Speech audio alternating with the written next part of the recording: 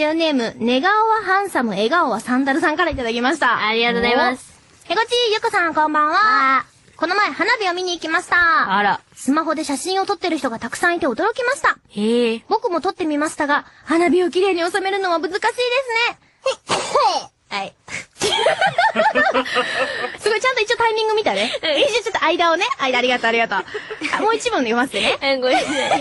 お二人はよく写真を撮る方ですか？すごい、何今のは。でもなんかすごい、我慢できなかった。結構頑張ったでしょ、最後まで。頑張った。頑張って収めたね。でも出ちゃったね。うん。写真、あ、花火。花火の写真。